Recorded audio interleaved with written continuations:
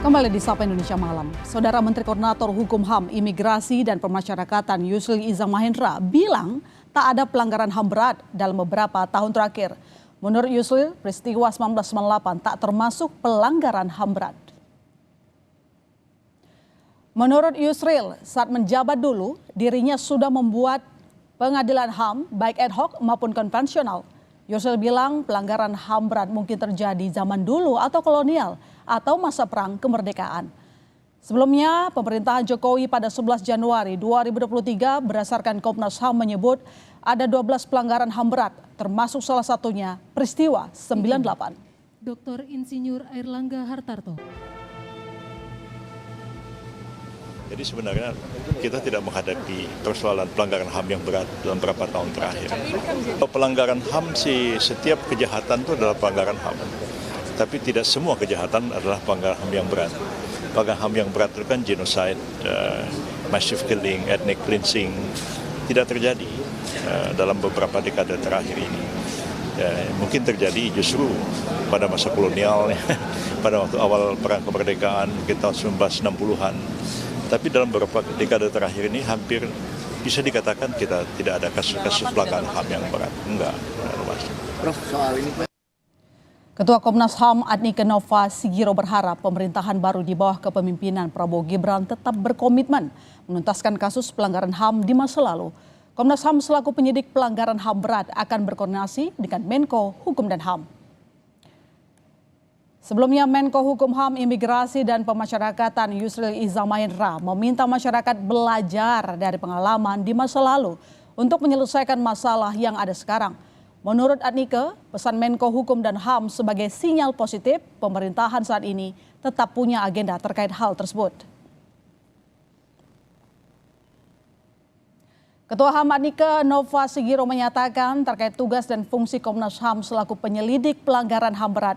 Kami akan berkoordinasi lebih lanjut dengan Menko Hukum HAM, Imigrasi dan Pemasyarakatan Kementerian Lembaga terkait seperti Kejaksaan Agung sebagai penyidik kasus pelanggaran HAM berat.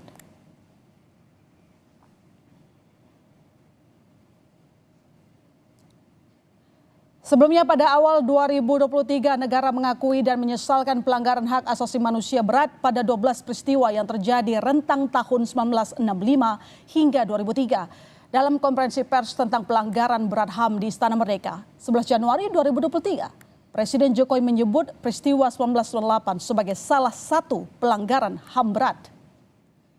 Saya sebagai Kepala Negara Republik Indonesia mengakui bahwa pelanggaran hak asasi manusia yang berat memang terjadi di berbagai peristiwa.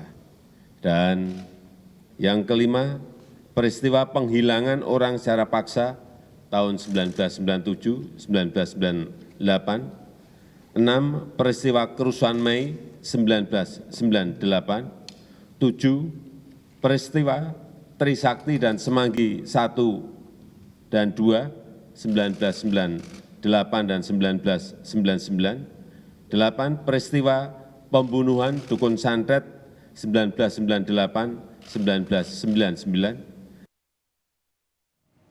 Ya, kita ulas pernyataan Menko Hukum dan HAM Yusril Iza Mahendra yang menyebut peristiwa 98 bukan pelanggaran HAM berat, serta bagaimana komitmen pemerintah Prabowo Gibran dalam menuntaskan kasus-kasus pelanggaran HAM bersama Direktur Eksekutif Amnesty International Indonesia Usman Hamid. Selamat malam Mas Usman.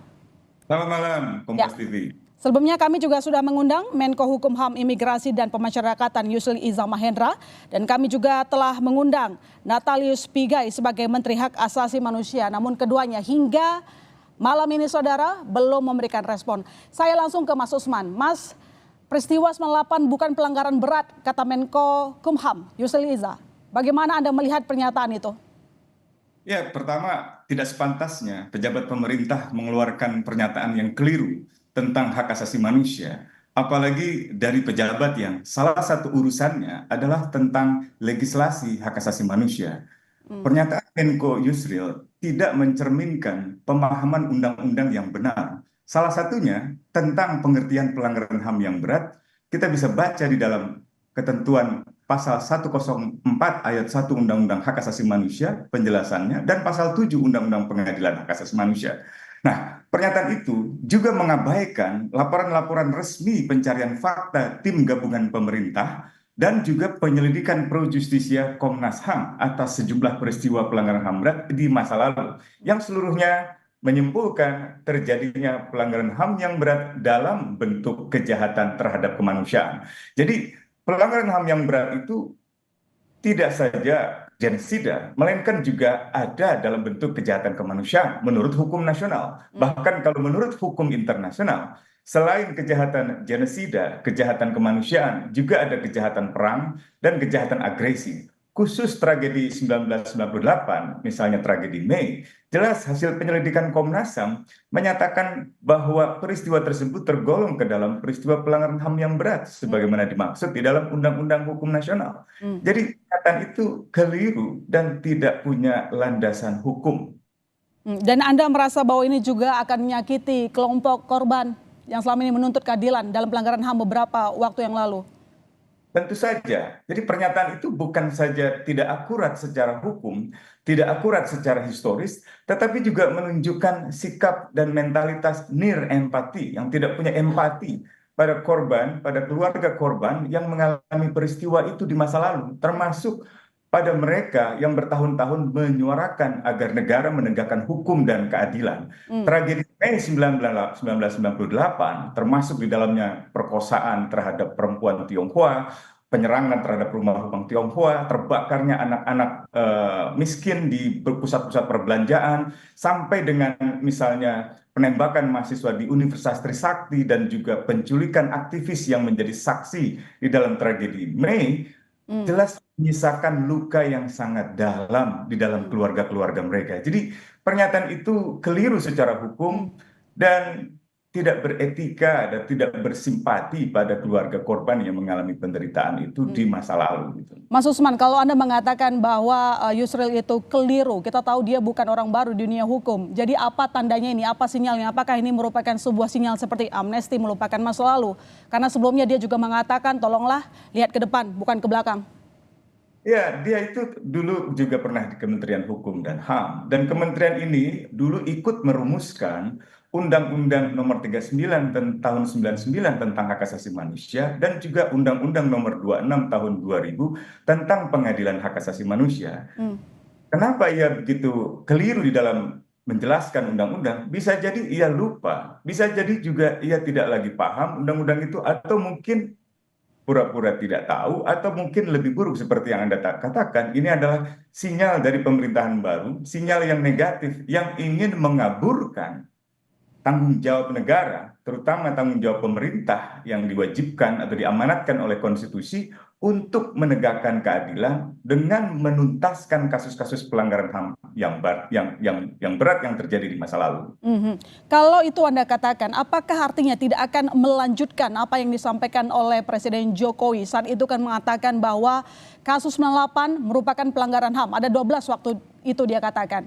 Apakah ini artinya pemerintahan yang kali ini tidak mengusung keberlanjutan seperti yang didengung-dengungkan selama ini? Kalau melihat dari keberlanjutan atau tidak, tampaknya sulit untuk dibantah sebagai pemerintahan yang merupakan kelanjutan dari pemerintahan yang lalu. Bahkan sebagian kalangan menyebutnya sebagai ini sebenarnya periode pemerintahan ketiga dari pemerintahan Jokowi. Jadi 3 periode Jokowi dituangkan di dalam kepemimpinan wakil presiden anaknya, kepemimpinan politik dari menteri pertahanannya, dan sebagian menteri-menterinya juga masih bertahan di dalam kabinet ini. Tapi buat saya itu tidak terlalu penting. Yang penting adalah apakah ada niat baik di dalam menyelesaikan kasus pelanggaran HAM berat masa lalu. Dan Anda lihatnya ada niat baik atau tidak, Mas Usman? Ini sinyal yang buruk, ini sinyal yang tidak mencerminkan adanya niat yang baik itu. Dalam menentukan apakah sebuah peristiwa sebagai pelanggaran HAM berat atau tidak saja, tidak paham. Undang-undang jelas mengamanatkan itu pada Komnas HAM. Pun ingin dibantah, sebaiknya itu dibantah oleh peradilan yang fair, yang adil. Maka bentuklah pengadilan ad hoc-nya.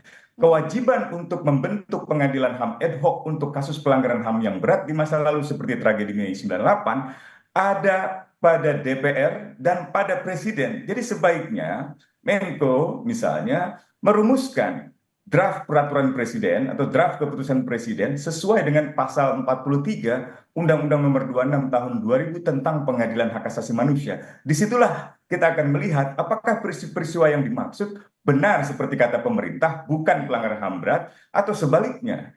Jadi saya kira tegakkanlah peraturan itu, pahamilah hukum secara benar dengan membawa perkara-perkara ini ke ranah pengadilan sehingga tidak terus-menerus menjadi komoditas politik gitu.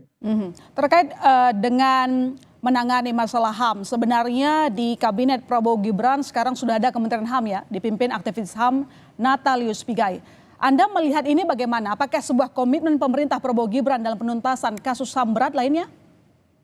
Saya kira itu tidak lebih dari usaha untuk mengakomodir begitu banyaknya kelompok yang katakanlah ingin diberi balas jasa atas dukungan elektoral mereka selama masa-masa kampanye selama ini. Dan itu tidak mencerminkan profesionalitas di dalam penentuan kabinet. Setidaknya tidak mencerminkan sebuah kabinet yang berbasis keahlian dan integritas moral yang tinggi. Lebih karena didasarkan pada katakanlah politik balas jasa atau balas budi atas dukungan elektoral yang selama ini pernah diterima oleh pemerintahan yang terbentuk hari ini.